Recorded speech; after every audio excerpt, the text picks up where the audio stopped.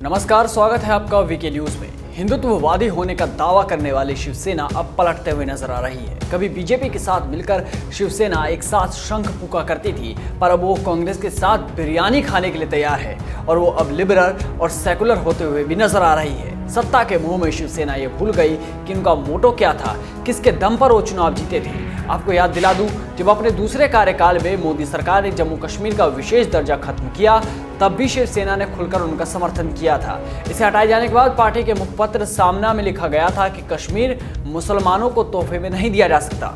एक रिपोर्ट के मुताबिक वीर सावरकर को लेकर भी उद्धव ने कहा था, अगर सावरकर इस देश के प्रधानमंत्री होते तो पाकिस्तान का जन्म नहीं हुआ होता। हमारी सरकार हिंदुत्व की है, इस बात पर गौर करिएगा। हमारी सरकार हिंदुत्व की है और हम उन्हें भारत रत्न देने की मांग करते हैं। पर सत्ता का लालच देखिए, मुख्यमंत्री बनने का मोह देखिए। जब उद्धव को कुर्सी के मायाजाल ने अपने मुंह पाश में फंसा लिया और वो कांग्रेस के साथ चले गए और अपने साथ ही बीजेपी का साथ छोड़ दिया। शिवसेना को इसके बाद से लगातार बदनामी ही मिली है, फिर चाहे वो किसी भी मोर्चे पर हो।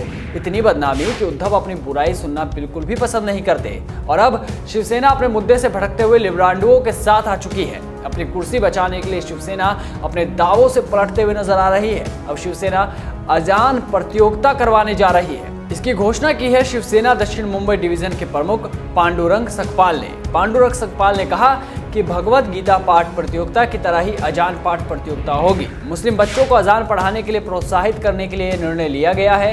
अजान पाठ प्रतियोगिता आयोजित करने का विचार उनके दिमाग में कैसे आया, इस बारे में बताते हुए सकपाल ने कहा, मैं मरीन लाइन्स में बड़ा कब्रिस्तान के बगल में रहता हूँ। यही कारण है कि मुझे हर दिन अजान सुनने को मिलती है। मैंने अजान को अद्भुत और मनभावन पाया है। जो भी इसे एक बार सुनता है वो अजान के अगले शेड्यूल का बेसब्री से इंतजार करता है। यही कारण है कि मेरे मन में मुस्लिम समुदाय के बच्चों के लिए अजान प्रतियोगिता आयोजित करने का विचार आया। इतना ही नहीं, शिवसेना ने कहा कि उसका खर्च भी पूरा वही उठाएगी। सकपाल ने कहा कि मुस्लिम समुदाय के बच्चे अजान का शानदार पाठ करते हैं। इस प्रतियोगिता को रखने का उद्देश्य प्रतिभाशाली कलाकारों के लिए एक मंच प्रदान करना है। मुझे नहीं लगता कि इस तरह की प्रतियोगिता पूरे देश में हुई है। ये पहला प्रयोग है और हमें उम्मीद है कि इसे अच्छी प्रतिक्रिया मिलेगी। उन्होंने कहा कि ये शांति का प्रतीक है और अब विपक्षी सवाल उठा रहे हैं। वही कांग्रेस ने भी उनका साथ दिया। कांग्रेस प्रवक्ता सचिन सावंत ने भी कहा कि जिनके दिलों में नफरत है वे कभी भी इंसान और भगवान के बीच संवाद को समझ ही नहीं सकते। ये एक अच्छी पहल है तथा इसे प्रोत्साहित किया जाना चाहिए। वहीं बीजेपी नेता अतुल भतकलकर ने इस पर हैरानी जताते हुए कहा कि बाला साहब ठाकरे की जिस पार्टी को